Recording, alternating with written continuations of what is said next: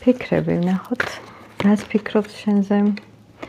ფიქრები უფიქსირდება ძალიან. თან ამ ურთიერთობაზე კონკრეტულად შენს ენერგიაზე, ანუ შენ გიყურებს ისეთი ქალი ხარ, რომ შეუძლებელი ადამიანმა შენზე არ იფიქროს. რაღაცნაირად ჯადოსნური აურა მოდის ამერკანებიდან, ისე მოვიდა ჩვენი ხუთიანი ხმალი. ანუ მოთხოვნილება აქვს ამ ადამიანს თქვენს ენერგიაზე, თქვენ ნათელი ენერგია ხართ, ეს ადამიანი ამ შემთხვევაში შემიძლია ვთქვა, რომ მაინც უარყოფითი ენერგიების მატარებელია და მოკლედ პლუს მინუსი ხართ ამ შემთხვევაში. რას ფიქრობს კიდე თქვენთან დაკავშირებით? ემოციები აქვს თქვენთან.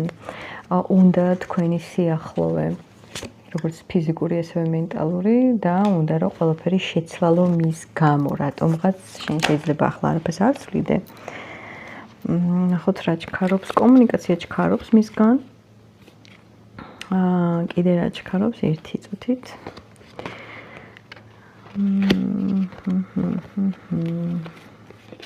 შეიძლება კიდევ უსიამოვნება მოგივიდეთ ამ ადამიანთან. თუმცა ეს არ იქნება ისეთი, რომ რამე არ გადაწყდეს ახლა თქვენ საკეთილდღეოდ, უბრალოდ უსიამოვნებას მაინც ელოდეთ. თუმცა უსიამოვნების გარდა, რა თქმა უნდა, აქ ძალიან დადებითი ცვლილებებიც იქნება თქვენ ცხოვრებაში. შენ შეგიძლია ყველაფერი გააკეთო სწორად. ოღონდ უნდა გაითვალისწინო არა თუ თქვენ ორი, არამედ შენი პირადი ხედვა, შენი შეგრძნება და შენს თავზე უნდა მიიღოთ ძალიან დიდი პასუხისმგებლობა. რას ფიქრობს თვითონ? რა თქმა უნდა, აფასებს ამ ურთიერთობას თავისებურად, თუმცა ამ ურთიერთობისკენ არ მოდის.